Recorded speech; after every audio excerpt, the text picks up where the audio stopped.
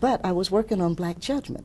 So if I knew if I could get my $10,000 from them, I could publish a really pretty book. And that's what I wanted to do. I wanted to let them help me. And so I had this book, and I had a publisher, I had a printer down in the village, and we did, Black Judgment is a really pretty book. My friend Bill Taylor did the cover for me. We did like a brown paper with a dark brown ink. If you see a first edition of that book, it's beautiful. And I had valuable too, I'd imagine. Pretty much so. I mean, I was surprised because I only have about 2 first editions myself. But my next door neighbor at that point was a guy named Morgan Freeman. And his good friend was a guy named Clifton Davis. My neighbor downstairs was a guy named Cornell Dupree, right? My neighbor across the street was a guy named Gregory Hines.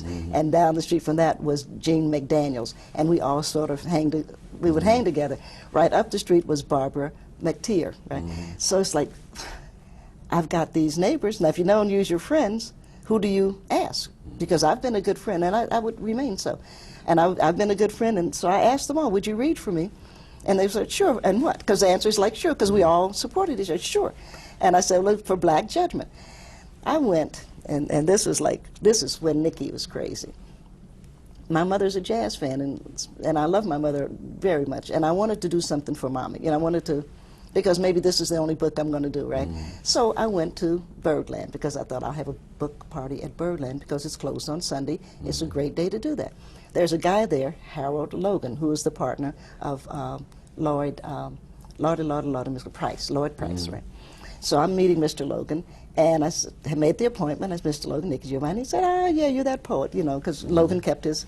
And I said, I'd like to have a book party in Birdland. And he said, how much you pay, man? He's a gangster. And I said, Mr. Logan, I don't have any money. I'm a poet. You know, where would I get money? But you're closed on Sunday. So if you open, it's just your lights and your air, right? And I can bring you people. And he thought about it. He said, well, I tell you what, Giovanni. He said, bring me 100 people, and you can have the club. 99 people, and you pay me $500. So I was like, yeah, hey, that's a good deal. And I'm left, because Birdland at that point was on Broadway, and it's down.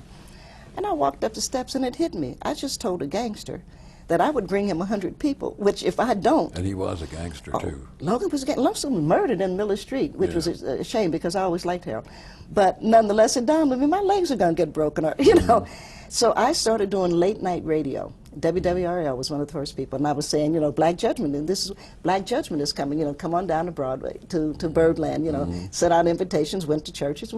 It was fantastic because we had about 500 people Sunday, and you know what? Well, Birdland's the 48th, New York Times the 42nd, and so we had a line that did that. So the New York Times is thinking the Negroes are rioting, right?